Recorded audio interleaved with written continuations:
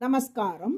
1000 நாமங்கள் 1000 கதைகள் 420வது திருநாமம் பரமேஷ்டினே நமக.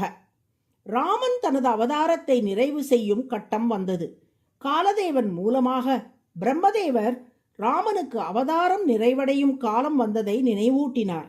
எனவே அவதார பூர்த்தியின் முதல் படியாக வைகுண்டம் நோக்கிய தனது பயணத்தை லக்ஷ்மணன் தொடங்கினான்.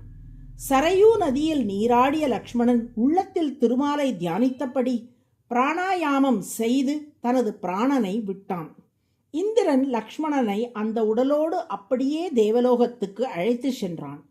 தேவ ரிஷிகள் அங்கே லக்ஷ்மணனுக்கு பூஜைகள் செய்தார்கள். ததோ விஷ்ணோஹோ சதுர்பாகம் ஆகதம் சுரசத்தமாக திருஷ்ட்வா பிரமுதிதா சர்வே பூஜயந்தி ஸ்ம ராகவம் என்கிறார் வால்மீகி பகவான். குஷாவதி ஸ்ராவஸ்தி என்ற 2 நகரங்களை உருவாக்கிய ராமன் முறையே குச்சனையும் லவனையும் அப்பகுதிகளின் மன்னர்களாக முடிசூட்டினான். தனது வைகுண்ட பயணத்தை தொடங்க தயாரானான் ராமன். சுக்ரீவனும் அங்கதனுக்கு பட்டம் சூட்டிவிட்டு ராமனை தேடி வந்தான். விபீஷணன் ராமனை நாடி வந்து தானும் ராமனுடன் வர விரும்புவதாக தெரிவித்த நிலையில் ராமன், விபீஷணா, நம் குலதெய்வமான ரங்கநாதனை ஆராதித்துக் கொண்டு பூமியில் எவ்வளவு காலம் ஜனங்கள் உள்ளார்களோ அவ்வளவு காலம் வாழ்ந்துவிட்டு அதன் பின் என்னை வந்து அடைவாயாக என்று சொன்னான். அவ்வாறே ஹனுமனை பார்த்து, மத்கதா பிரச்சரிஷ்யந்தி யாவல்லோகே ஹரீஸ்வரா தாவத் ரமஸ்வ சுப்ரீதா மத்வாக்கியம் அனுபாலயன்.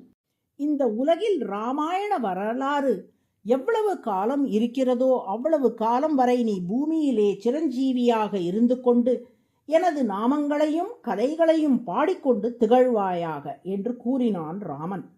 ஜாம்பவான், மைந்தன், துவிவிதன் ஆகியோரும் கலியுகம் நிறைவடையும் வரை பூமியிலே வாழ்வார்கள் என்று சொல்லிவிட்டு மறுநாள் விடியற்காலை தனது வைகுண்ட பயணத்தை தொடங்கினான் ராமன். மெல்லிய பீதாம்பரம் அணிந்தபடி வாயில் பிரம்ம மந்திரத்தை உச்சரித்து கொண்டு கையில் தர்பை அணிந்து அரண்மனையிலிருந்து வெளியேறினான் ராமன். அவனது வலப்புறத்தில் ஸ்ரீதேவியும் இடப்புறத்தில் பூதேவியும் தோன்றினார்கள்.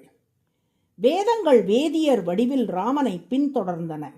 வைகுண்ட வாசல் திறந்ததை அறிந்து ரிஷிகளும் ராமனை பின்தொடர்ந்தார்கள். பரதன், சத்ருக்னன், அயோத்தியில் உள்ள மனிதர்கள், பறவைகள், பசுக்கள் என அனைவரும் ராமனை பின்தொடர்ந்து சென்றார்கள். சரையூ நதியில் இறங்கிய ராமன் திருமாலுக்குரிய திருமேனியில் கலந்தான். தேவலோகத்தில் காத்திருந்த லக்ஷ்மணன் ஆதிசேஷன் திருமேனியில் கலந்தான்.